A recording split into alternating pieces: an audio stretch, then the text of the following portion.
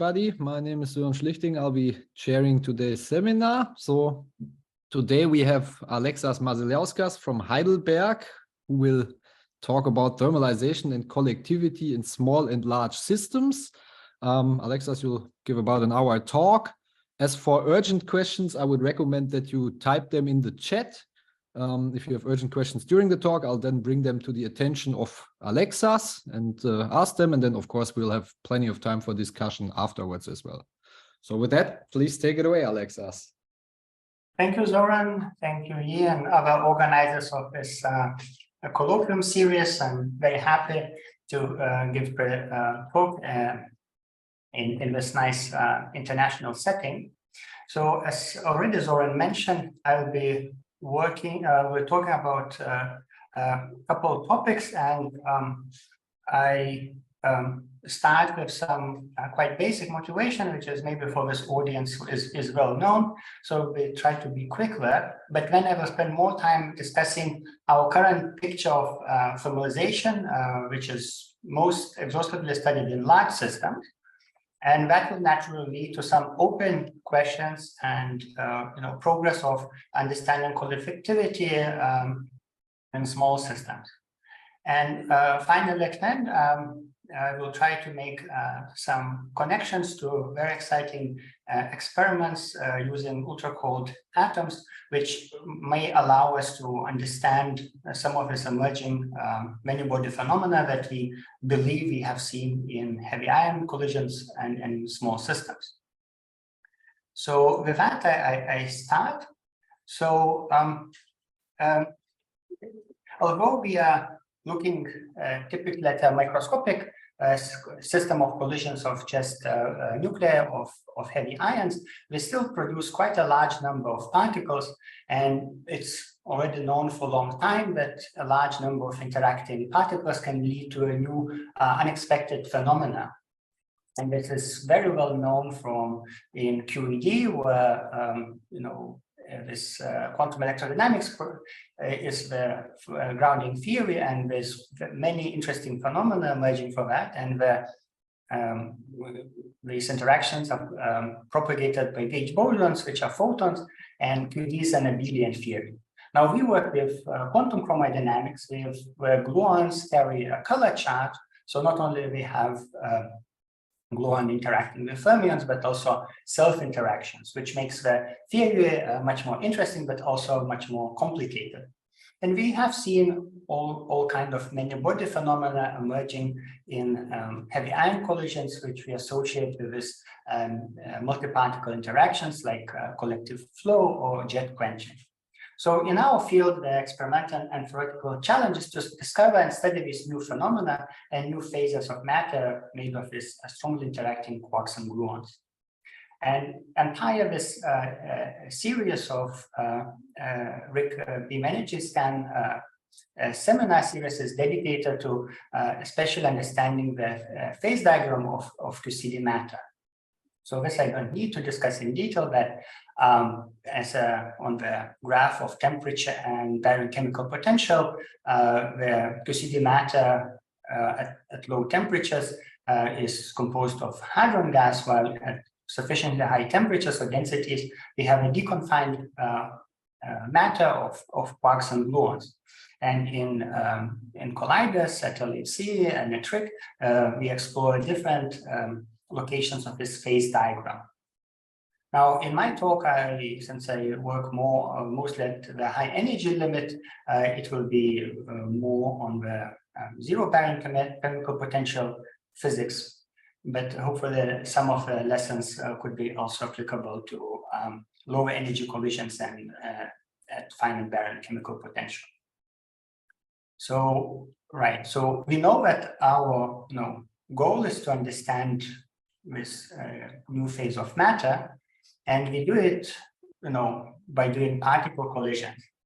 And what I quite liked already in this famous Bear Mountain meeting, that T.D. Lee pointed out that, the particle or experiments in high energy with particle collisions can be kind of divided in these two paradigms.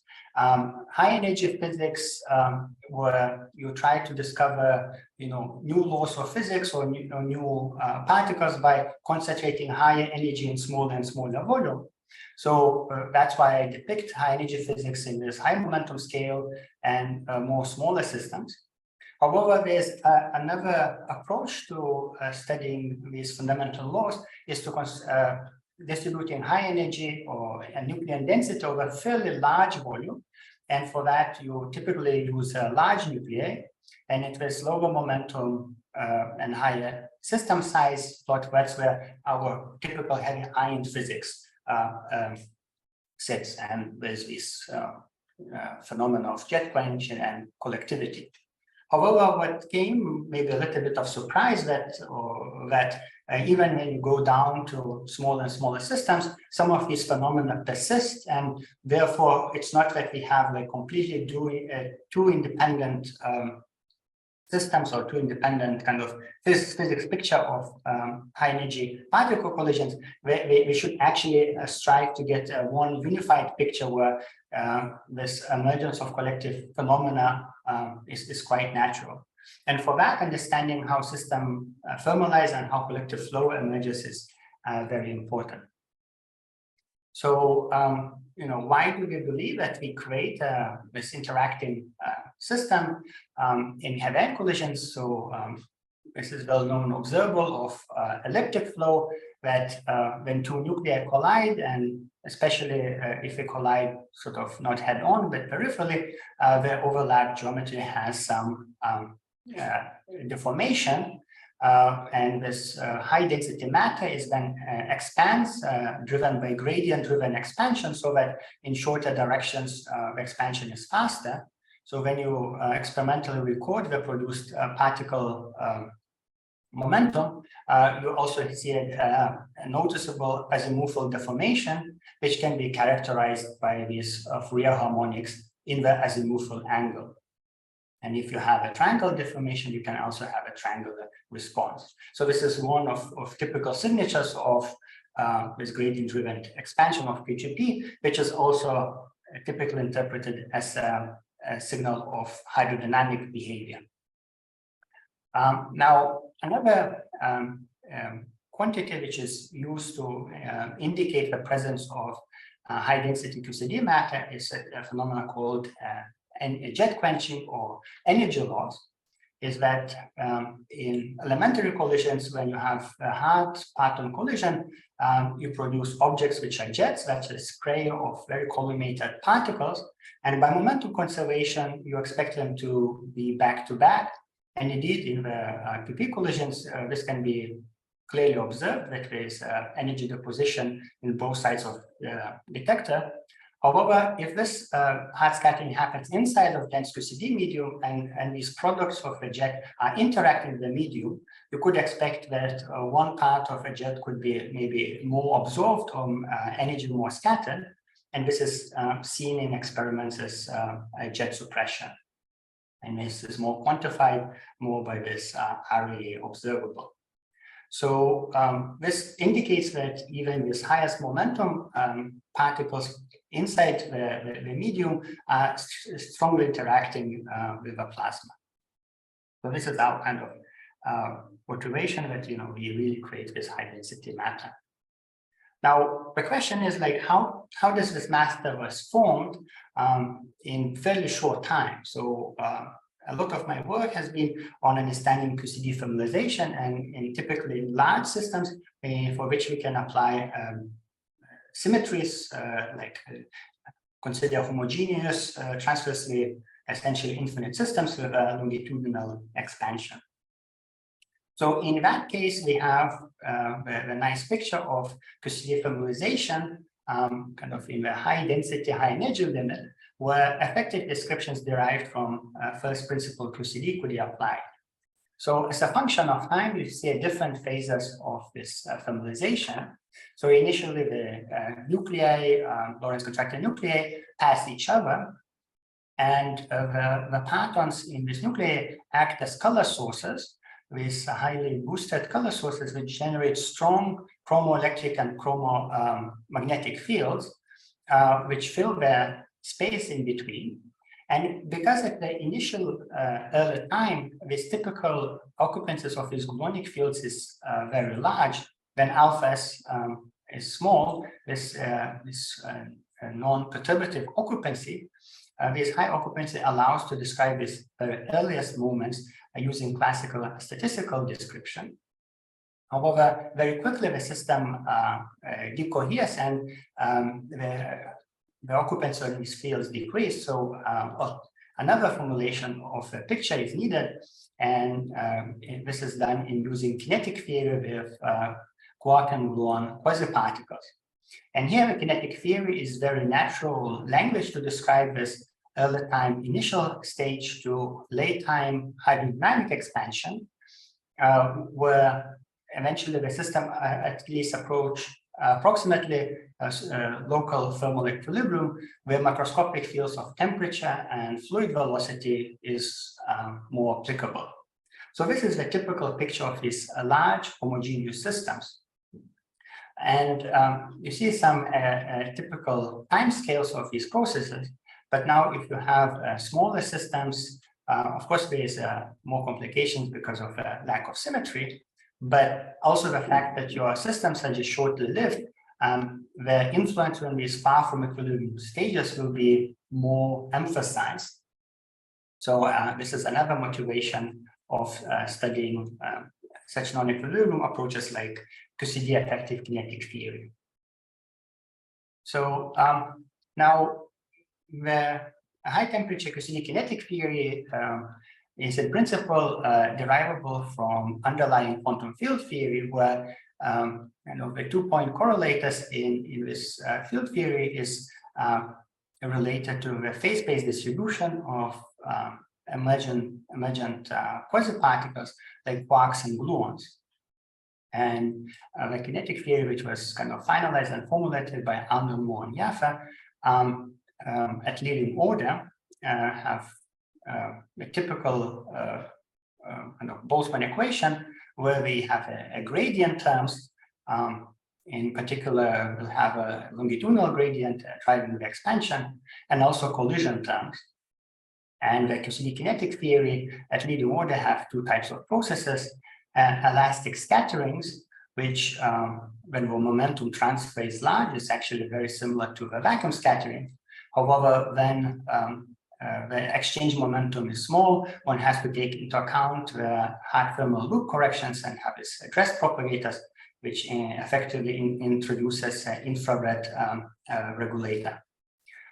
In addition, 1 to 2 processes become relevant in this kinetic theory, although these particles are considered to be massless and they shouldn't split in this kinematic regime. The fact that you can always interact with the sort of soft gauge fields in the background gives you additional kind of virtuality, which allows this splittings. And when you combine these 2 to 2 scatterings and medium-induced collinear radiation, you have this leading order description, which is sort of weakly coupled, but first principle theory of this out of equilibrium quark-gluon plasma evolution. And something which I will be later mentioning is that low momentum thermalization, which I will discuss now, is actually intimately connected with also high momentum energy loss. So there's a kind of natural connection between the maybe collective phenomenon at low momentum and energy loss at high momentum. Now, the problem we have to deal is solving this Boltzmann equation, which is multidimensional in both space and momentum, and it's quite difficult. So a lot of progress was done by using symmetries of homogeneous systems, where the transverse dependence was not needed. And this is not such a bad approximation for the largest collision systems, where we only want to evolve like heavy ion or like lead-lead collisions for short times, like 1 Fermi, where the transverse expansion maybe it's not so relevant, and for which you can approximate that at least locally over a distance of 1 Fermi, you have roughly a homogeneous system. So that's what I will talk about. So what is the standard picture of thermalization in such case? So in such homogeneous systems, you only have one gradient, which comes from the fact that the system is longitudinally expanding, and it's responsible, it's like a Bjorken expansion, which tries to make your system in momentum space more and more anisotropic. So if you have here the distribution of gluons in PZ and PX, so this longitudinal expansion term is trying to squeeze this distribution as much as possible. And in this plot of transverse pressure over longitudinal pressure versus occupancy, you start typically on the right side of this diagram at higher occupancies. And this expansion by itself, with like a zero coupling, would just drive anisotropy higher. However, in this so-called bottom-up thermalization scenario, was realized that elastic to processes of this 2-2 broadening will reduce the increase of anisotropy. So if you look at the dashed curves, you see that the slope becomes somewhat smaller. And this is in the first stage. Now, eventually the system dilutes enough that you enter a second stage of bottom-up thermalization, where anisotropy kind of flattens out. It's no longer increasing. The system is still anisotropic. And here, what happens that this radiated low momentum gluons are quickly isotropizing, and we're kind of creating enough pressure that the anisotropy doesn't increase, but you still have a lot of energy at higher momentum, and it's kind of being radiated towards this thermal bath. And eventually you have just a few high momentum degrees of freedom, which carry most of the energy, and you kind of reach the under-occupied regime.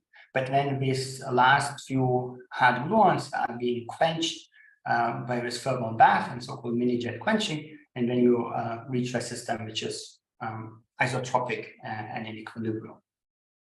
So this is sort of the standard picture of bottom-up thermalization scenario.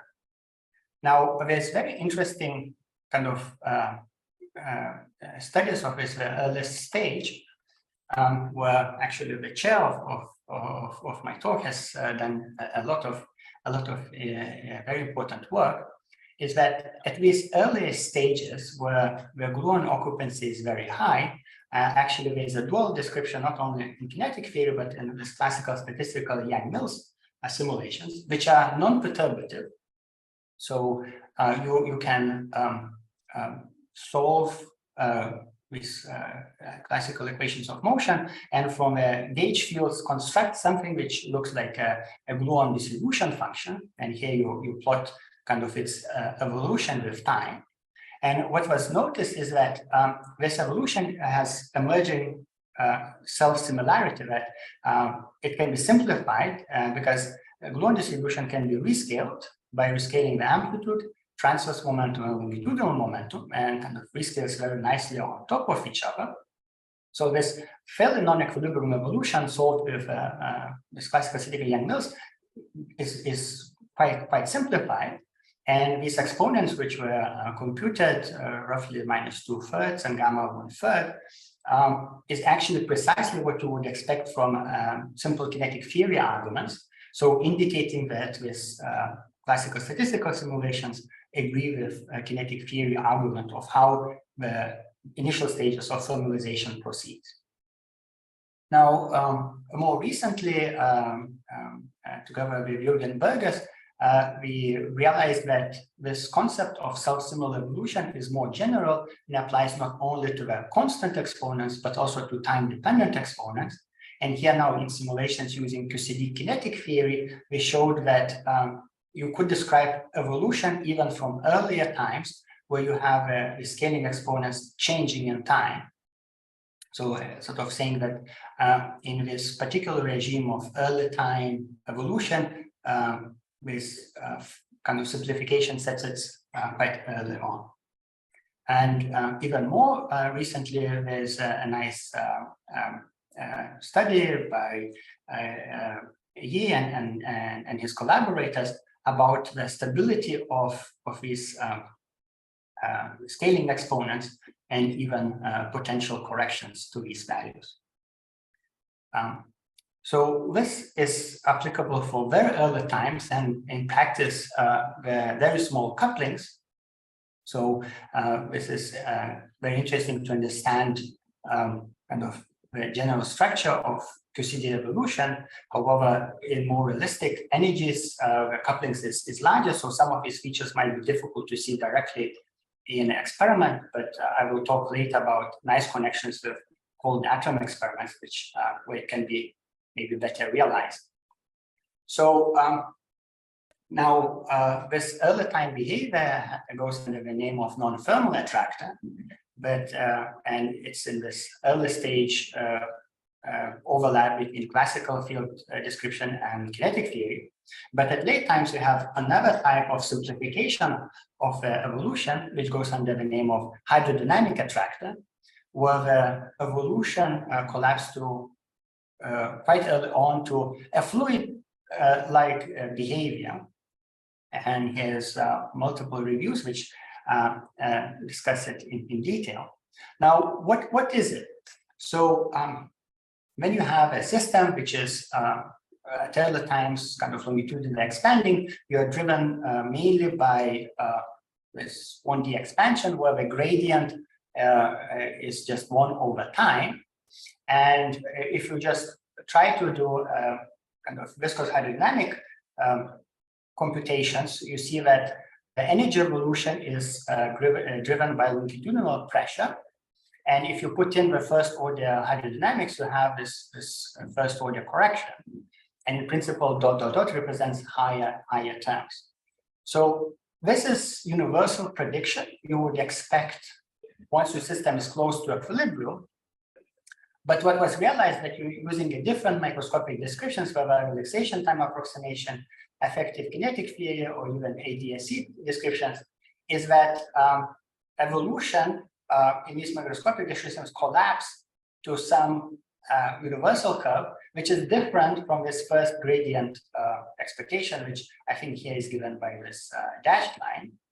And the fact of this earlier collapse, when the system is still far from equilibrium, indicated by this dotted line, is kind of known as phenomenon of hydrodynamic attractor.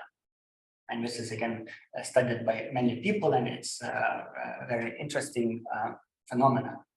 Now, I will not talk a lot about all this work, all the details of this work, but I wanted to mention more of sort of what practical applications we can get out of this description.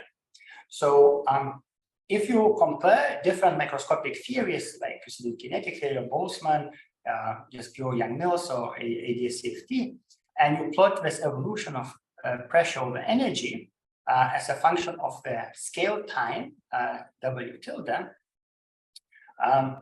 with time times temperature divided by E over S, you kind of have this universal hydro prediction in black. So here is sort of how the system should approach equilibrium.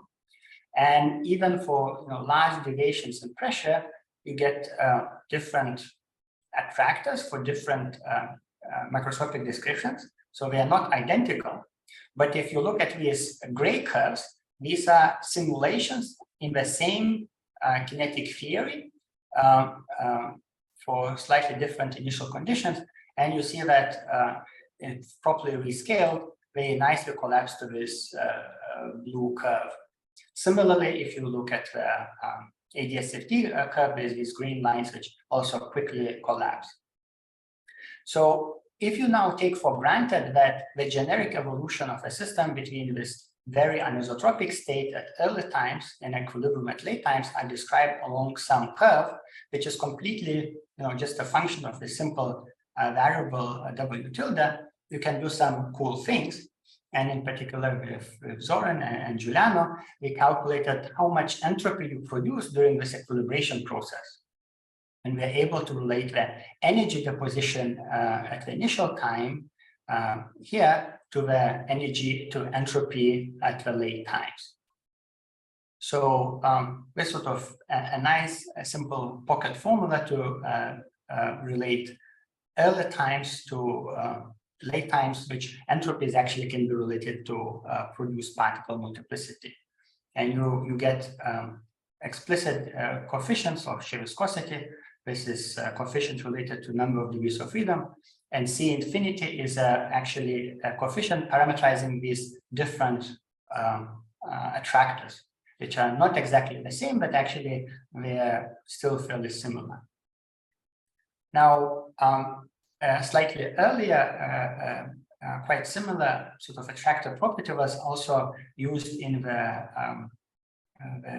pre-equilibrium, kinetic pre-equilibrium simulator called COMPASS, where we did this perturbations around this uniform background and computed the response functions. So you have a background which is equilibrating, trying to follow some attractor curve, and on top of that is response functions, and we calculated how these response functions change with equilibration time, and that allowed us to construct this linearized pre-equilibrium kind of simulator, which we then used in practical simulations of where we connected the initial evolution in Young-Mills to 2D hydrodynamic evolution.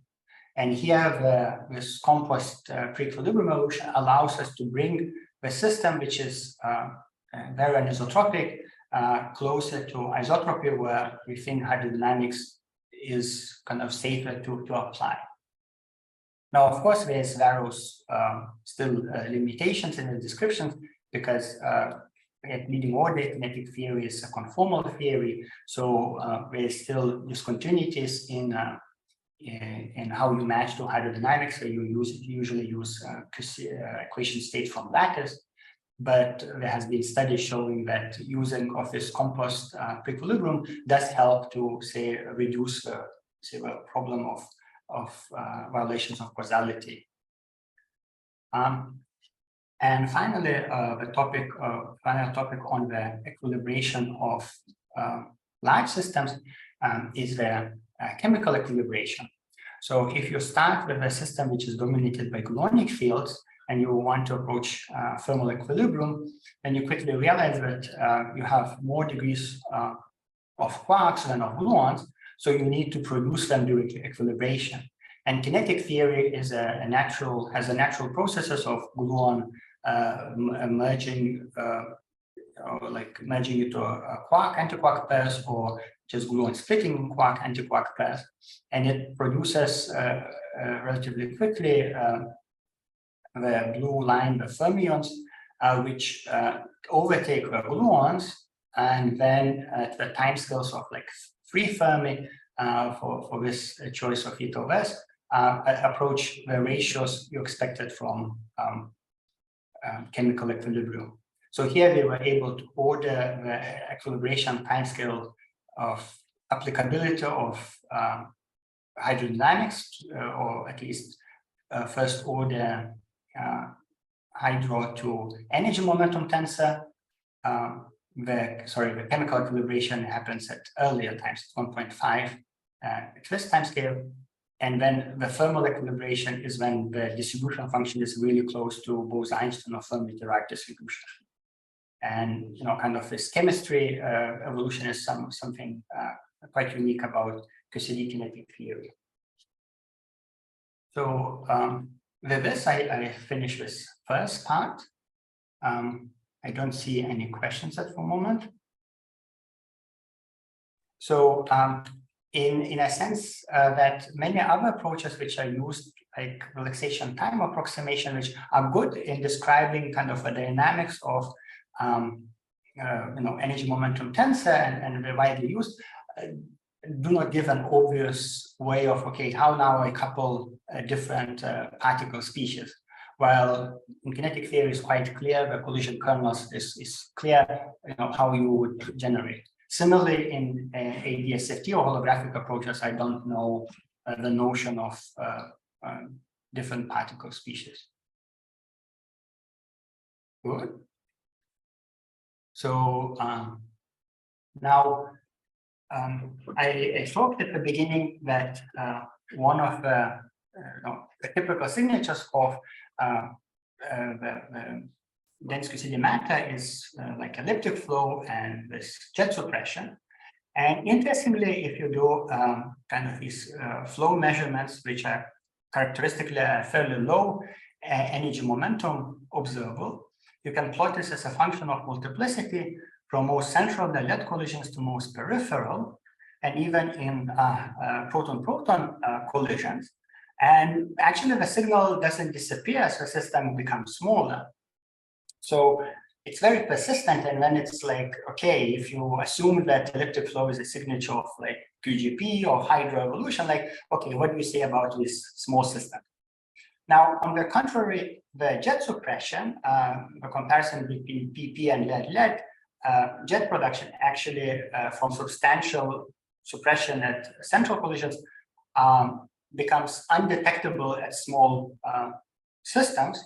Now, we might come up with better measurements to see whether there's any deviation, but still it's quite clear that at least there's a slightly different system size dependence for this observable. So we don't have this nice unified picture that, okay, we have final state rescattering responsible for all this phenomena. So there's a big question, you know, is quark-gluon plasma formed even in the small systems? And how do we understand this difference and kind of system evolution of these observables? And for that, detailed studies of thermalization are important. And here recently, Zoran, following some previous work, did a very nice work using relaxation time kinetic theory. And in that case, the entire dynamics is concentrated in this one time scale, which is related to E over S. And it describes how quickly the system is approaching to equilibrium distribution, local equilibrium. And this is much simpler Boltzmann equation, and it actually can be kind of characterized or expanded in this opacity parameter gamma hat, which is roughly the system size in units of this mean free path.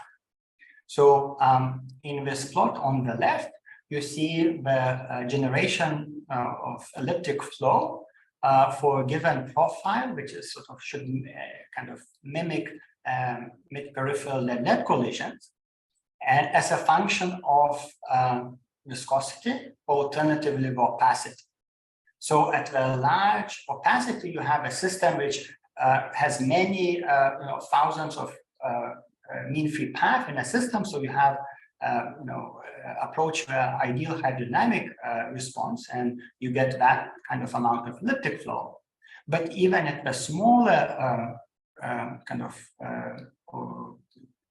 or larger mean free path, you can still get elliptic flow generation, and it's sort of is a smooth curve, which this black kinetic theory results nicely connects, these two extreme limits, and this QCD band indicates the kind of roughly expected E over S in heavy ions. So this is kind of clearly indicates this kind of non-equilibrium dynamics is quite relevant. Now, in the plot on the right, you see a system, different system sizes, like centralities, and on the vertical axis is actually the time in units of system size. And the point is that when at early times, the system is expanding one-dimensionally, but at later times when time becomes comparable to the system size, you have like this 3D expansion. And we believe that this generation of elliptic flow in hydrodynamics, should be generated in this 3D expansion, or because that's when you start noticing that you have some transverse geometry. However, the applicability of hydrodynamics, or like how closely you describe hydrodynamics, can be computed from these kinetic theory simulations, and indicates the upper half from this curve, and indicating by blue arrow. So you see that at the larger systems, you do have some applicability of hydrodynamics kind of in this 1D stage and 2D stage, so it's nicely has a wide regime of applicability. But if you go to most peripheral collisions, you already start expanding 3D before you can even apply hydrodynamics. So maybe the elliptic flow you build in this case is actually generated from more of this pre-equilibrium stage. Now, these simulations is done in RTA. It would be nice to study it in a full QCD kinetic theory. There were very preliminary or sort of first step in that in single hit approximation with PhD student Robin and Alexia. And this is also some work on our agenda with my PhD student Fabian Joe. We do it in a full nonlinear expansion. Now, trying to answer the question of this lack of energy loss in small systems, I have been trying to promote the excellent opportunities at oxygen-oxygen collisions, which are planned at LHC next year, and actually STAR kind of rushed and even managed to take the data even already earlier. And I'm very waiting for interesting results from this study. And why oxygen nuclei is interesting is because if you look at the number of produced particles or how many nucleons you collide as a function of centrality, you get that at these most peripheral lead collisions, you get around 10 participant nucleons. And this is precisely the regime where jet suppression observables become quite unreliable, so it's not clear what's happening. While for oxygen-oxygen, the minimum bias collisions already fall precisely on this size. So you have a system which is kind of have well-controlled size and offers possibility to make accurate measurements and maybe supplement these measurements in peripheral lead and proton lead. And the paper we wrote in regard to this is where we computed very carefully the expectation from high energy physics, where you don't expect any final state rescattering. You just do standard perturbative calculations, and here you calculate Hadron spectra over in AA, in this oxygen-oxygen over PP, and you get a band which is actually doesn't line up with unity, because simply the nuclear parton distribution functions are different for oxygen than from proton. So you had the deviation and a spread which indicates the uncertainty in PDFs. And at the same time, we tried to do some modeling of what was expected signal in this fairly small system. Now, we didn't propose any unique model. We tried to explore the model space and of course got a fairly wide band, but the signal could be, if uncertainties are experimental uncertainty is sufficiently small, we think that there could be identifiable difference between this baseline and somewhere experimental point around here. So there's opportunity to discover this medium-induced energy loss even in the systems of just 10 nucleons or 10 participants. Now, something more of the outlook is that when we want to answer this question of why energy loss is maybe hard to detect or absent in small systems, it could be related to the fact that these small systems are far from equilibrium state. And up to now, most of the kind of jet quenching studies consider the background, which is thermal, and only on top of that add kind of jets. Now, the typical formalism for energy loss is so-called BTM-BZ. And actually, if you take a collinear limit of it, you get or recover the QCD kinetic theory. And the nice thing is that QCD kinetic theory can be used both the energy loss, at least for a fairly low momentum of relatively low momentum and virtuality partners, which are still have much higher momentum and the background energy density, and of course the thermalization as I described. And as these mini jets are kind of radiating, they feed in this thermal bath, this is the same kind of physics as in QCD thermalization. So this jet wake also contains remnants of this thermalization. So it actually could be another way also to understand thermalization just by studying jets. So there's work by Zoran and collaborators where we looked now in more detail in how this energy is deposited and how it spreads in angle. And this is something I'm also working on.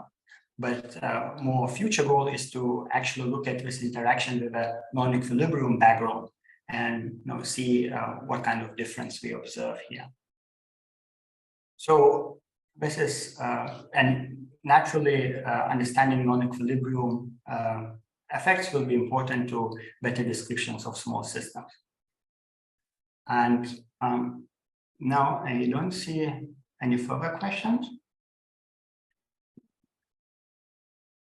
There's a question by Charjin, who is asking if 2D jet thermalization is in a box.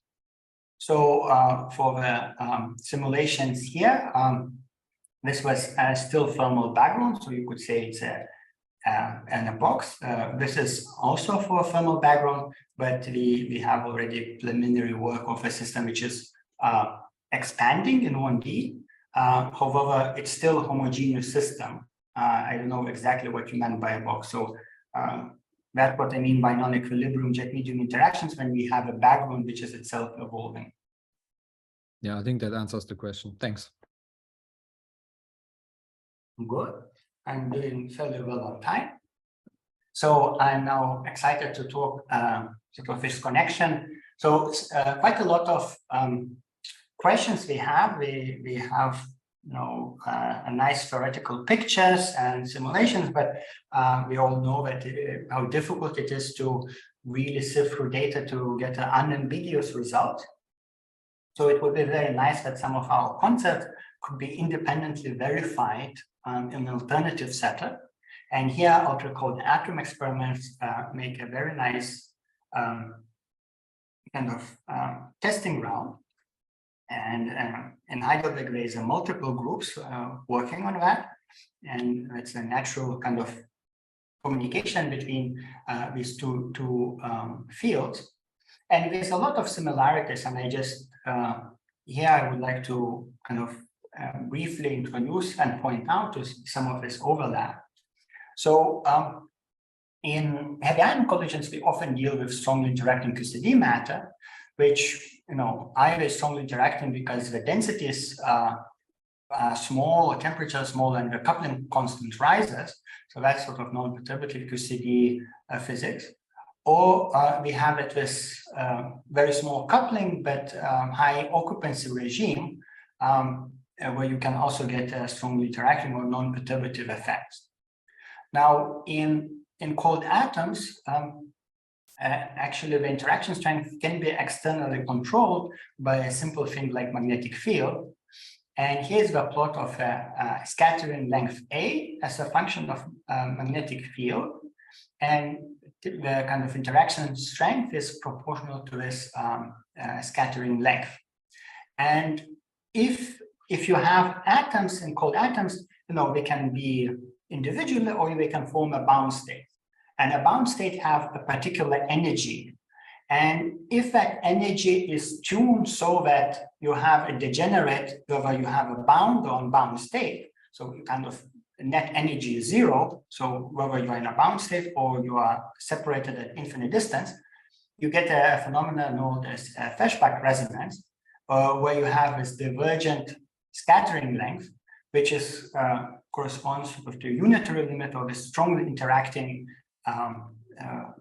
atoms, and you can kind of choose kind of at will what kind of scattering length you want by tuning magnetic field, which then change the energy of these bound states, typically between spin up and spin down atoms. So, kind of first similarity that you can study it is strongly interacting systems.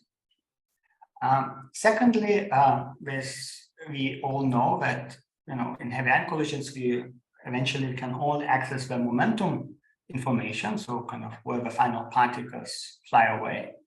Now, in cold atom experiments, you prepare some state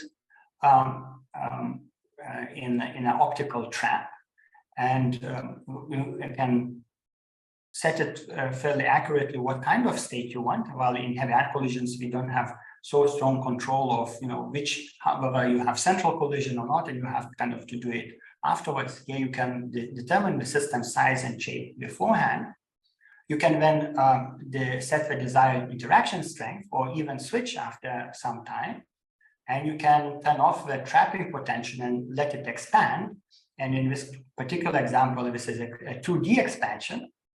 And after some expansion, you kind of shine with a laser and take essentially a photo, and you can actually see where the atoms were sitting at a particular time after certain expansion.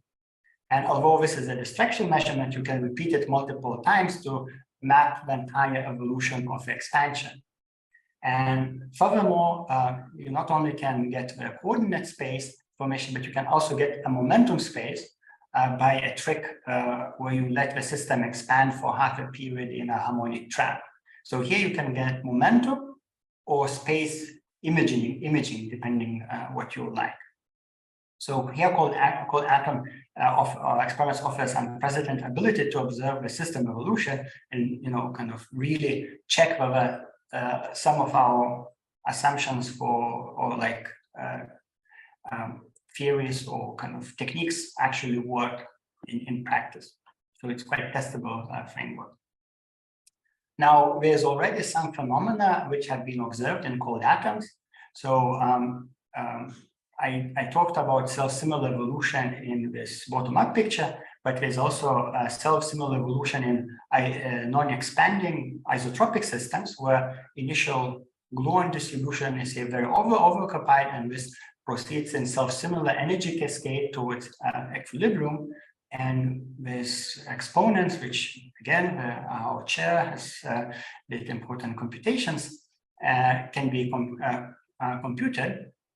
And the same kind of phenomena can be observed also in spin Bose gases. Sort of this non-equilibrium phenomena, which is motivated by understanding QCD, but it's difficult to observe in practice. It actually can be experimentally measured with cold atoms. So some of these emerging universal far from uniform evolution can be also realized in cold atom systems. But something which is maybe closest to my heart and most relevant to this puzzle of collectivity in small systems is understanding the origin of this elliptic flow or hydrodynamic expansion. And something which was already done more than 20 years is that if you take a kind of deformed cloud of strongly interacting lithium atoms and you let them expand in vacuum, you do see this inversion of the geometry. And this is kind of a characteristic signal of buildup of hydrodynamic evolution. However, what is really interesting about this picture holds even to a smaller systems. So in very recent work by experimental group here in Heidelberg in collaboration with theorists like Stefan Fourier and Giuliano Giacolone and Lars, there was kind of demonstration that similar phenomena emerge even just for 10. So this 6 is lithium 6, not power of 10, when you just have 10 atoms. So here's the picture, a space-time picture of how the cloud looks at the initial time. So the distribution is an average position of atoms. It's around like 1,000 runs, while the empty and filled dots indicate individual atom positions. And they are two different colors because there's some atoms are up and down are interacting between themselves. So if you don't let it expand and you just take a picture, you have this shape. if you let it expand for 160 microseconds, you have fairly isotropic average cloud. And if you allow it to evolve for long time, for 9 milliseconds, you see this clear space inversion of the average cloud. Of course, you cannot see this inversion just from individual shot, but by averaging over many runs, you can clearly see this evolution. And this is characterized by this difference in root mean square radius in x and y direction. And you see how experimental points we start with a longer or larger x direction, but eventually the system becomes more elongated in the y direction. And actually the hydrodynamic simulations, which are matched to the same initial conditions, at least qualitatively get right the time scale where this inversion happens on a couple hundreds of milliseconds. But you have to keep in mind this is ideal hydro simulation, just taking a many-body equation state. So it's already a fairly good dynamical description, even though we still have to work better to get a more quantitative description. And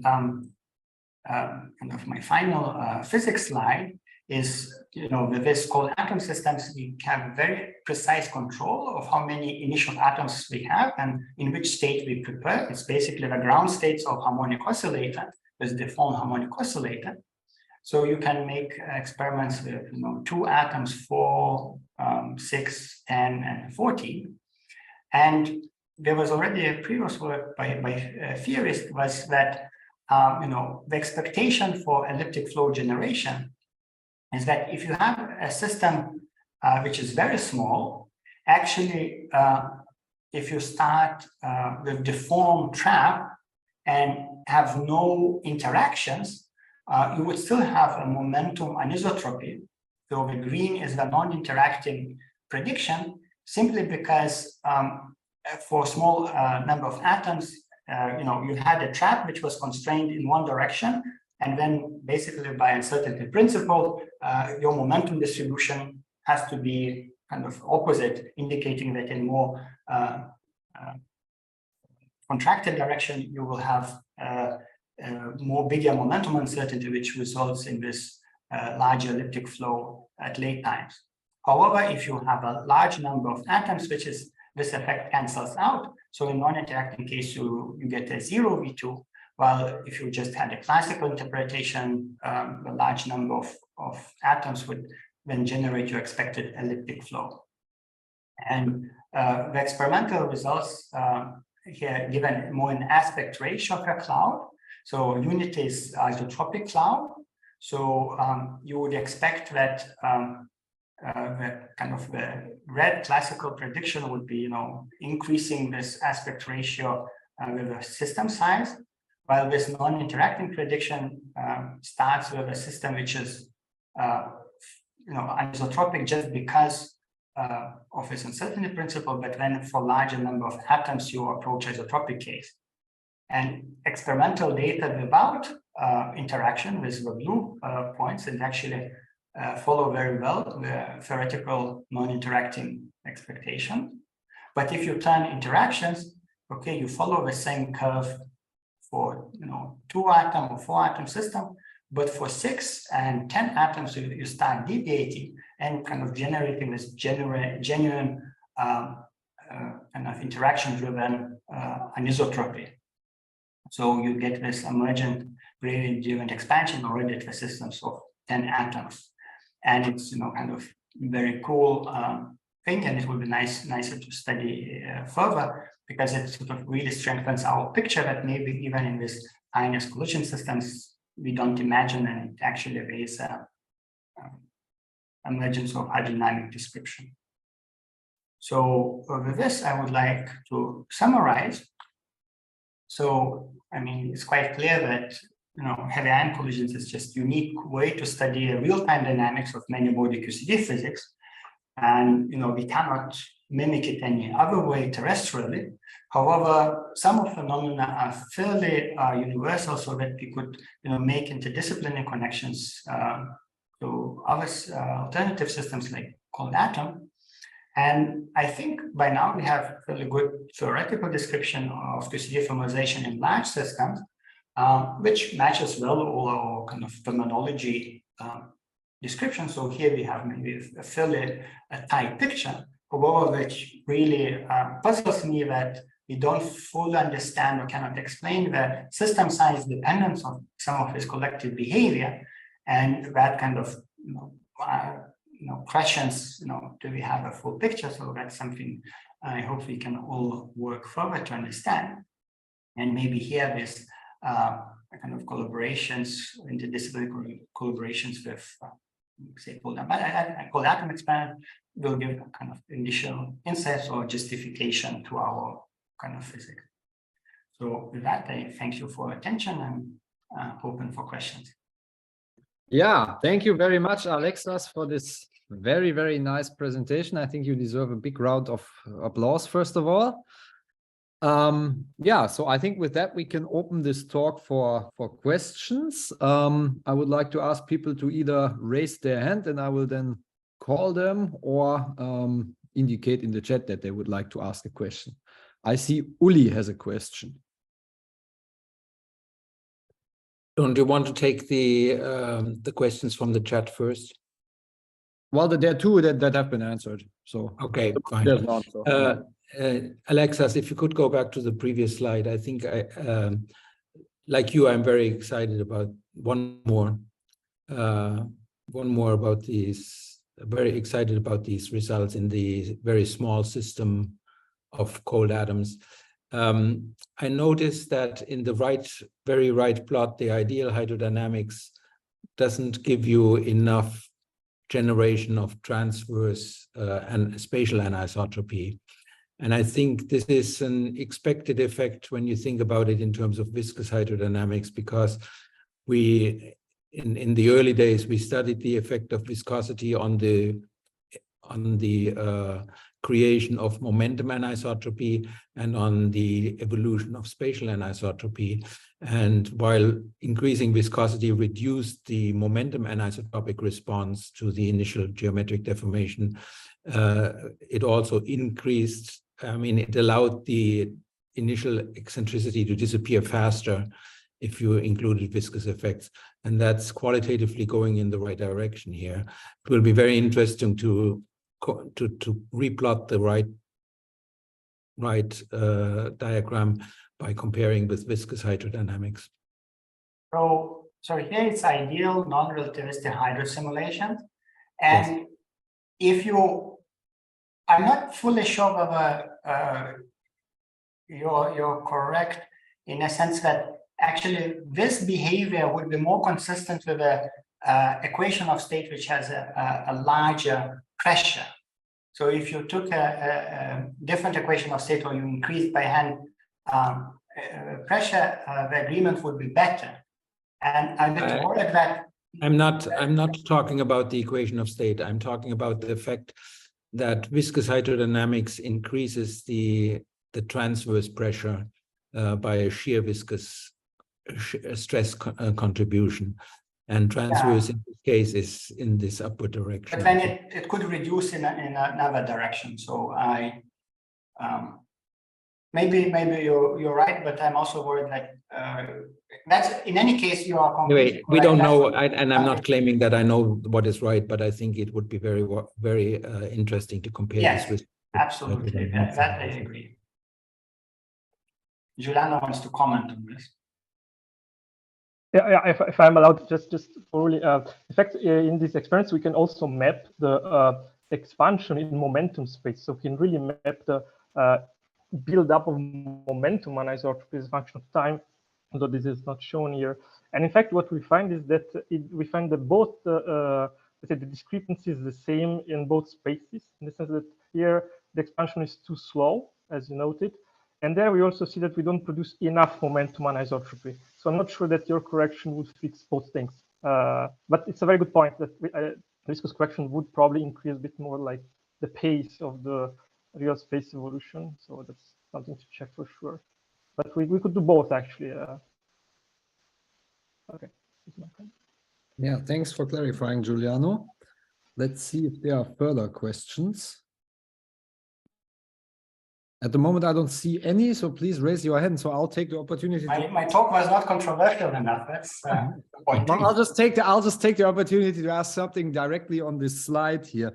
So I think there's one thing that's very important that you said here, which is that here you're looking at the expansion of this cloud of 10 atoms, but on average, right? So that would be like taking, I don't know, 1 billion gold events and looking at the average of how they expand, right?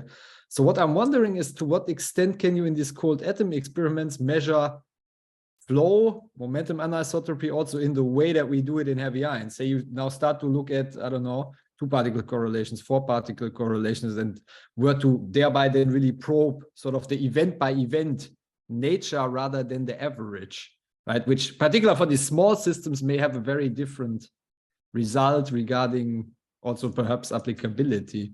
So I have to comment. So first, I agree that applying some of techniques of heavy ion kind of studies is a kind of very natural way of checking, actually the validity of these techniques, and multi-particle correlations is a natural choice. And actually, it's to some extent was done. I had the slides, but when I kind of, interest of time, removed it. For example, the same group studied atoms, few body atoms in a trap, isotropic trap. And typically, if you try to image isotropic trap distribution, you would get, on average, a symmetric distribution. However, if you look at 2-particle relative angles, you can start seeing structures, which just kind of reflects that, these fermionic atoms have to repulse each other, and they kind of, if you put 3 atoms in this harmonic spheric isotropic trap, you kind of had a triangle shape, or if you put 5, you have different shape. So you actually can get it, and it's precisely from this 2-particle correlation, and we called it Pauli crystals. But of course, it would be nice to extend to the studying of this expanding interaction physics picture. However, I want to say something which I think we maybe should still think a bit more. In all this picture of description of heavy ions, we really almost always employ very classical descriptions using kinetic theory, almost like a billiard ball picture, and we don't worry too much, about uncertainty principles or, some quantum physics, which are very natural in what's called atom experiments, and, only remembering it about when we need to measure HPT. But in this case, I just want to emphasize that, yes, this is a single realization of a single run where the picture is imaged. But these positions of atoms should be thought of as a collapse of a wave function. You only figure out where these atoms are after you did the measurement. So there's no theory which would allow you deterministically to predict such configuration of atoms. So there's no microscopic theory which would really tell you where these atoms appear before the measurement. It's kind of no hidden variable, theorem. And it's only this average over many runs which have kind of physical meaning. So the fact that we are looking or trying to describe the average distribution is not that we are saying that, oh, we describe something very simple and it's sort of trivial that we have higher description. No, this is the only physics we can describe with theory. It's just natural that maybe there are other observers whose expectation values we could construct, maybe multi-particle expectation values, which we could also, try to predict. But in any case, we would need to do an average. While in heavy ion collisions, we don't really think about it. And it's probably because they typically work in large enough systems, like shown here, that there's enough particles that we kind of do this wave function. When we do this wave function, collapse phase, we can replace the averaging or this ensemble averaging with essentially a volume average. So that's my kind of take away. And I think we need to think a little bit more about this effect on small systems. Okay, yeah, thanks. Let's see if there are other questions. So once again, please raise your hand or indicate in the chat that you want to ask a question or comment.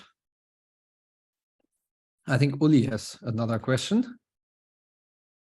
No, this is a comment on what Aleksas just said a second ago.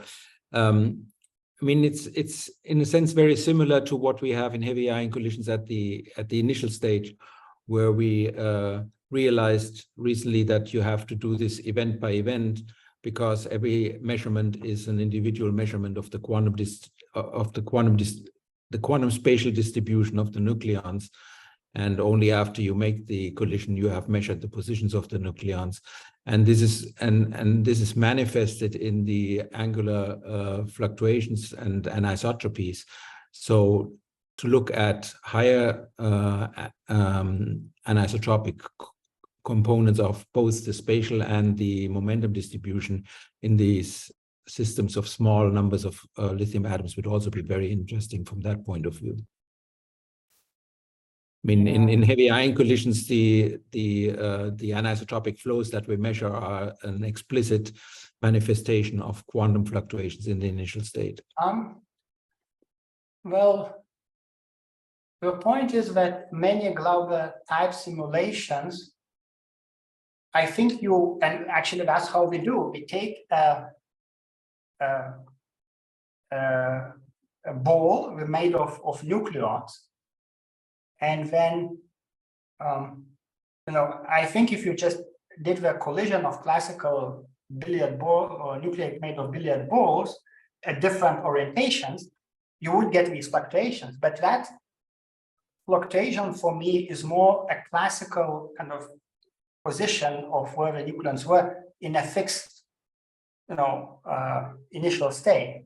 So I agree that we look at initial state. Well, the initial nuclear density distribution that people talk about is a smooth function, but that is the quantum distribution. When you actually make the measurement, you find the nucleons in specific positions, because in a nuclear ground state, which is an energy eigenstate but not a position eigenstate, the positions of the nucleons are uncertain, and only you have to measure them in order to find them. And so when we do the Glauber or IP or even IP plasma or the Trento initial simulations, we are collapsing the nuclear wave function in terms of the positions of the nucleons by hand. I think so. I think Uli has. I mean, so I think I agree with you, Uli, on this. So I mean, I think one of the differences is here that I mean, in heavy ion collisions, our models at the heart are still then very classical, right? But in principle, what we do is you have a many-body wave function of the nucleon. You do a measurement on your final state. In that, you select a certain configuration, essentially, right? I mean, once you do a measurement, you collapse, right? I mean, how we model this in detail is irrelevant for this. The concept is the same in all these. The concept is the same. Maybe the difference is that here, I mean, the concept also hasn't been, please correct me if I'm wrong, but hasn't been that well worked out in heavy ions, so to say, right? I mean, it's not like we could write down in QCD what we actually do in a heavy ion collision, right? Also, there's a factorization. So we say we collapse initial state, but why did we collapse there? Because the measurement was done only at the end. So for me, it's like, maybe I just haven't thought, it's like how we are able to do this factorization where we can collapse a wave function initial for hydrodynamics, which then become completely deterministic, even though the actual measurement is at the end. Well, here, the collapse and average is really done only at the end. So it's not that you do a collapse to a geometric shape and then... You don't collapse only at the end, because you're using hydrodynamics to evolve it, which is a deterministic theory, which is a classical theory, so it needs classical input. And the initial state is a quantum state that you first have to collapse to a classical state before you can feed it into hydrodynamics. Yeah, but you see the difference here is that to do these descriptions, these solid lines, you're not putting event by event like position of these atoms. I don't think in this case, it would make, well, maybe we need to think about it more. But what is done? I mean, I think you have to do exactly the same thing what we had to learn in heavy ion physics, that if you really want to compare with the experimental results, you have to do the hydrodynamics event by event with fluctuating initial conditions. And I would be very surprised if you wouldn't find that necessary also in this situation. So here I can say that it's average hydrodynamics. Yeah, I understand. I think that's a point to be thought more for the future, right? I think it would definitely be interesting to learn more about event by event cold atom experiments, to say, right? I think that's what we're all excited for, but maybe we should, maybe that's a good point to end this discussion and move on to the next question or comment by Yi. And so I think I want to also ask the question about the same slides. Correct me if I'm wrong. In the SIMS, one can also even measure how the spin involves in these systems. Is that true? Yes, but we are in the presence of magnetic field, so spins are not free here, and yeah. So it's a polarized, some polarized many-body systems, which also which involves. Yeah. Actually, I see, but I think yeah. To be honest, maybe a bit sloppy. I should better say that these are different states.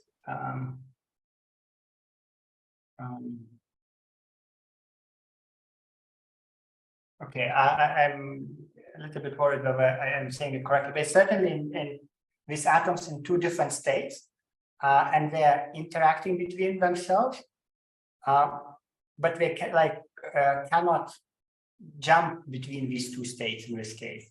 So that dynamics is frozen. So it's more just two labels of two species of particles which are scattering among themselves and actually not scattering of the same type.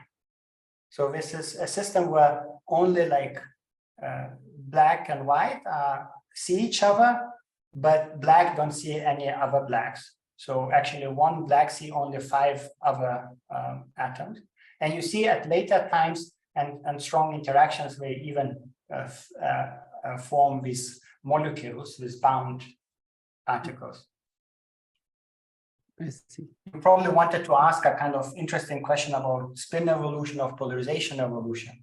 Yeah, like how the spin thermalizes, spin degree freedom thermalizes. Yeah. And, now, of course, we're very interested in especially trying to look, say, rotating traps, which they want also to look at that. But I'm a bit worried that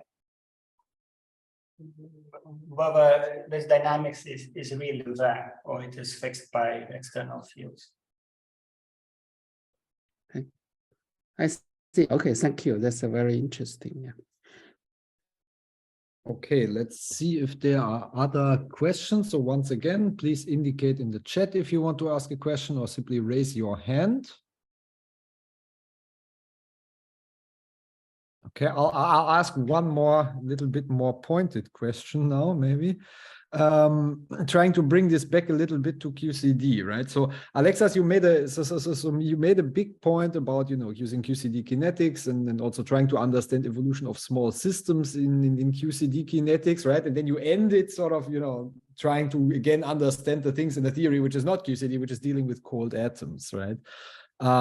So I'm wondering, what do you see as, say one day we can do these calculations in QCD and understand how the system thermalizes also. What would be the way to look at to test our understanding of these thermalization processes? What would you look at?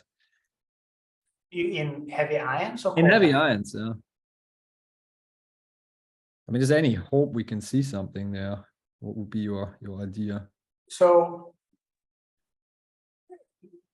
kind of as mentioned of this saying that chemical equilibration is, okay, maybe unique is a strong word, but it's at least not a generic feature of other microscopic descriptions.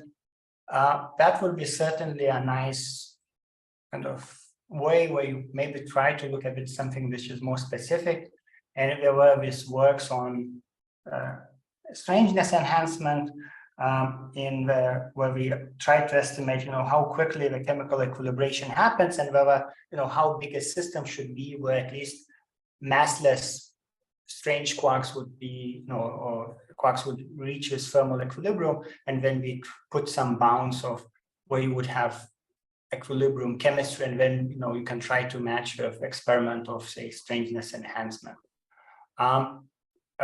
At the high momentum, there was some recent work also looking at the jet chemistry, where kind of you also look at the QCD kinetic theory, and if these features were seen in jets, some kind of chemistry that would allow maybe to test something more specific to QCD kinetic theory.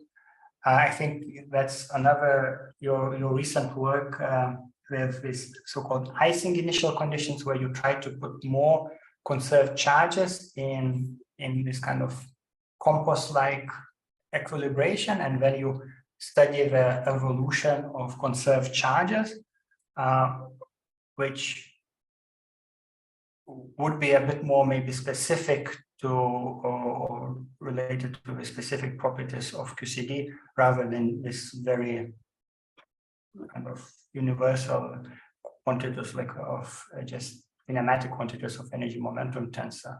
Yeah, I mean, this is precisely my worry, right? Because at the end of the day, right, you're looking at 5 different theories. On the left, to first approximation all look the same, right? So I mean, which is nice, which is on the one hand that enables that you can describe this dynamics without knowing every crunchy detail, but maybe at some point you would want to know the detail. But okay, I mean, I guess chemistry or jets may be an avenue that can be punched further. Yeah.